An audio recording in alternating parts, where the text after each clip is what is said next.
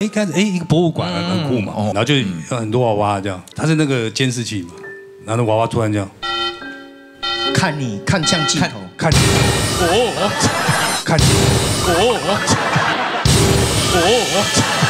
护理站看到的那就可能不是那个病人，因为机器没有阿浪啊，可是他们看到病人走在他下床。 这个点太贱了。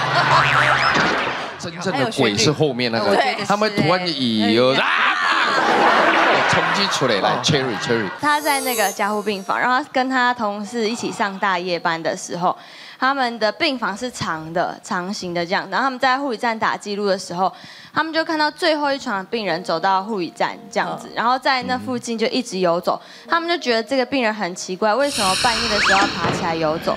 那他们后来越想越不对，然后两个人一起到那个就是那个病人的病床看的时候，其实那个病人身上是贴 EKG 的，就是他根本不能下床，因为他如果下床，那机器会心电图，对。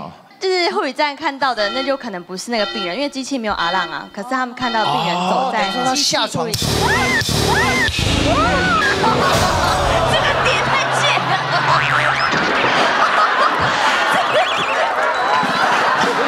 哇，阿咪老师已经越来越高招了。先卸下我们的心防。你晋级了。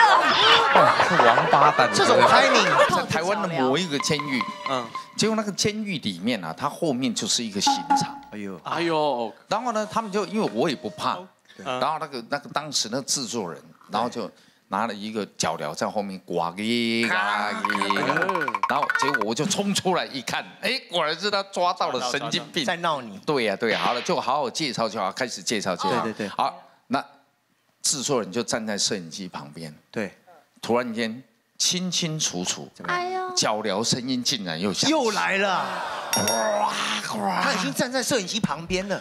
那我跟制作人两个人互相对看了一眼之后，我就慢慢往外面走。怎么还录得下去啊？对，那一段录影到现在没有播出。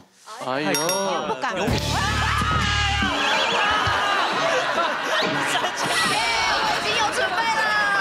那时候才18、19岁，我有不祥的预感。突然间哦，在罗斯福路走，怎么看到一个老太太？你会不会打麻将啊？我说我会啦，但不是很会。我们3缺1，那一天下着雨，台北就不认识的人，不认识水源市场，水源市场菜市场口那边。对，我说公馆，我不太会这样，那没关系，我们3个人，你就跟我们打2将吧。然后就开始坐下来，就开始打。他那个整副都是白的麻将啊，然后我就习惯会开玩笑嘛，对吧？他是一个他的亲戚，然后也有年轻的这样啊，旁边也有人会走来走去这样的，然后最后开始打，我就笑着啊，你们这麻将好可爱啊！打到一半以后说，长得像人骨麻将啊，我才发觉只有我在笑。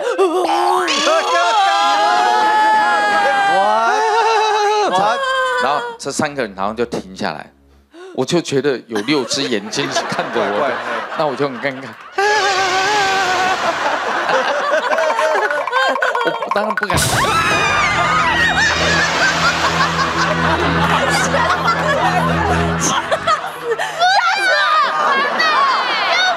哎呦，我本来不敢讲。曾经呢，有一个人，他玩到最后，他整个灵魂就慢慢进入到那一个情绪里面，太夸张了。然后就在突然间什么？这就是非常黑暗的。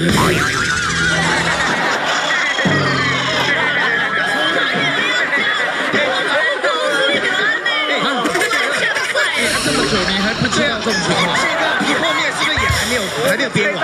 对，还没有编完，不错，还没有编完。那米老师怎么还不来？还有一个更恐怖，就是他一开始都看不出来什么，一开始一个博物馆很酷嘛，然后就有很多娃娃这样，他是那个监视器嘛，然后那娃娃突然这样看你看向镜头，看你看你朋友，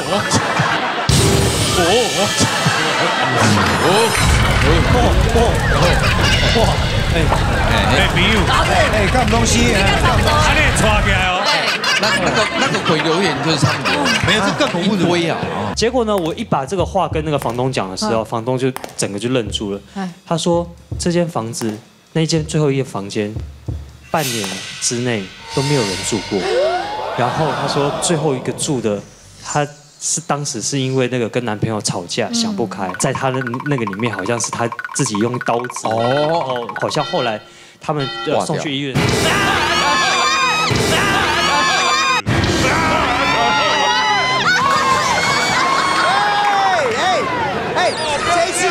这次还配合灯光啊，还有灯光哎哇！现在2.0升级了，我第一次看到有灯光的一个配合，还有升级版。我就问房仲说，哎，这个因为是有个房仲，因为他有带了一个当地的房仲，等于是2个房仲，就说，哎，这边有没有发生过什么事啊？他说，哦，既然你都问到，那我就说吧。我说，哇，还真的有啊。哎，怎么了？他说楼上有个轻生的。哦，对。楼上有个轻生的，所以就下来到你这边了。他没有特别讲什么原因，但就是轻生的。但是我就会觉得说，哎，那你不是应该先跟我讲吗？要揭露，对啊，这个要讲啊，这个不能不讲。应该先跟我，但他可能觉得是隔壁户，所以他就没有特别讲。那加上我可能问了，说了，对他可能觉得我感应到了，所以后来他就讲了。然后那间氛围真超热，他地下室是超级暗的，那停车场基本上没有灯的。哈，然后停车场跟垃圾场有一起。哎呀！